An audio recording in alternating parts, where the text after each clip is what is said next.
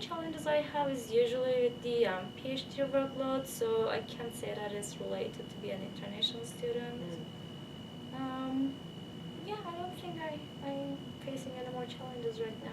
Good, that's a any good new thing. ones at least. Yeah. Maybe like the graduation fear, what I'm going to do after I graduate.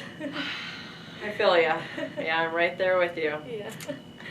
The unknown, but Yeah. sounds like there's gonna be options, so that's a good thing. Hopefully. Yeah. Mm-hmm. What do you miss most about your home country? Food. Food? Yeah. Yeah, food is a big part of it, huh? Yeah, exactly. And I mean, it's not that I cannot find Turkish food in this country. When I go to like bigger cities like San Francisco or New York, I was able to find good food, but not in Reno. So it's a little bit challenge, but Greek food is good enough, so that works. Yeah, it will suffice. Yeah, and yeah, I may say food and sometimes sea, because my hometown was by the sea. Oh, okay, yeah. Even though where I lived for my university education was in the middle of Turkey, but like I miss the sea effect and how it miles the climate, because it's so dry here. Yes. Yeah. Yeah, I have to really express to my international students what they will expect in Reno. It's dry climate. It's cold in winters. We have snow, lots of snow. Yeah. Sometimes so they don't actually. expect it. Oh yeah, I love the snow. But sometimes, preparing for life in that weather can be a big cultural shock. Yeah. But in that aspect, I love being able to drive everywhere in Reno, because it's small, it's convenient. Yeah. And I love that about Reno now. It was something I was not happy with Reno in the first year I came here, but now I'm really happy about it. Good. I'm seeing the silver lining Yeah. more and more.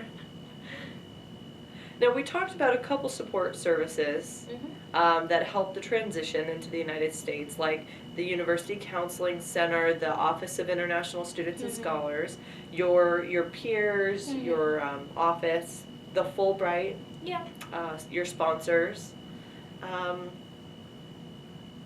Was there any service that helped prepare you for the transition before you left Turkey?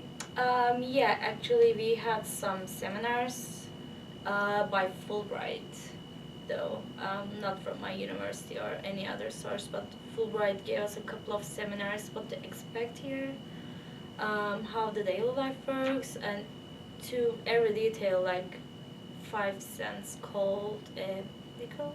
A nickel? And yeah. 10 cents called a dime. Yeah. So they taught us these small details which help us to maintain our daily lives, which was really beneficial. So if there's a service like that in the home country universities, I really recommend that to students to take a look at it. Yeah. Like, for example, educational fairs, maybe a good place for that.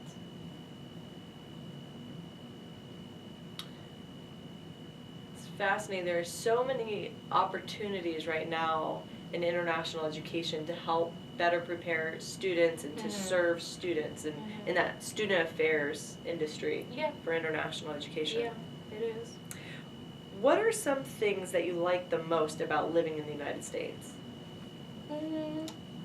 I think I really like the general people attitude here. Like, they're usually smiling, and not that in Turkey we have really angry or anxious people, but like I like how these strangers react to people, and I like in a more specific sense how Reno is small and convenient and beautiful with Lake Tahoe and all the mountains, and even the city center. I really like taking walks there, or finding secret spots to trekking. And and I like how there's variety, so among people, food, or things to do. For example, if you don't like cold weather, like, you can move to San Diego. Yeah. Like, you can, it's like for me, going to a whole different country, but this is within the same country. Yeah. So that's good. If you like skiing, you can move to a ski town. If you like ocean or surfing, you can move to, I don't know, somewhere in the California. Yeah. There's So a lot of variety. Yeah, a lot of variety. And yeah, for example, I never had Chinese or Taiwanese food in Turkey because usually Turkish food is kind of enough because it's also so much variety in that. But I like that as well, to be able to eat different cuisines. Yeah. Where have you visited since you've been here? Like any big cities or other states? Yeah, I've been to LA and a couple of small places in LA. I've been to San Francisco, I've been to DC, New York, and Vegas. And Las Vegas. Yeah. Vegas, baby. Well, it's those are actually the top places that my international students visit too. Yeah. Yep. Actually, most of the times I was lucky. So I had a cousin who used to live in LA, so I visited her. I had a seminar in DC, sponsored by Fulbright. I attended a conference in San Francisco, sponsored by the university. So you got to travel a little bit for professional. Yeah, exactly. And it helps with expenses and everything else. Yeah, exactly. That's good. It helps with the expenses. Otherwise, Smart. it will be really difficult. Yeah. To finance all these. And you said you communicate like about once a week still with your family? Well, more than that. More than that. Yeah. Okay. At least a couple of times a week. What's your preferred method of communication? Skype. Skype. Yeah. Well, my parents not really the computer type people, but I mean they learned how to use Skype at least. Yeah. I set like everything automatically.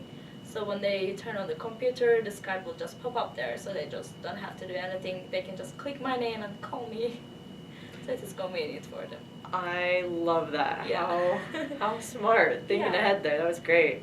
For my brother or my other friends, we use other methods like FaceTiming, Facebook, sometimes mailing, because sometimes it's more convenient because the person doesn't have to be there. They can just reply at their own pace of time. Yeah.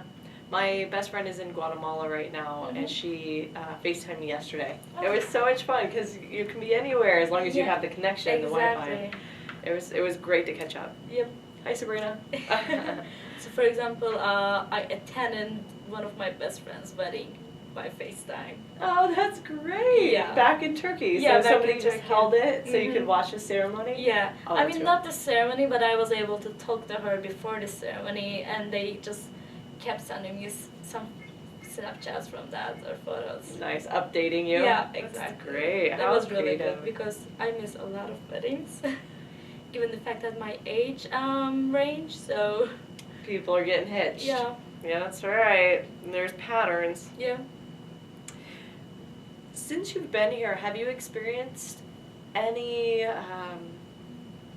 sort of stereotyping or discrimination being an international student, you know, whether it's with driving or at the grocery store or at school? Well, actually, unfortunately, I had a really bad experience. But among the people, so I have an accent, of course, and people usually wonder, oh, where are you from? And when I told them that I'm from Turkey, they're usually really interested and asking me questions and telling me how beautiful Istanbul is. But with that one unfortunate experience, actually it happened when I had my accident. So the police officer asked me where I was from, and I told him that I'm from Turkey. And he took a moment and was like, oh, then you're my enemy. Yeah. And I was like really shocked. My car just got crashed and I had my first car accident ever in my life, and then this police tells me that I'm his enemy.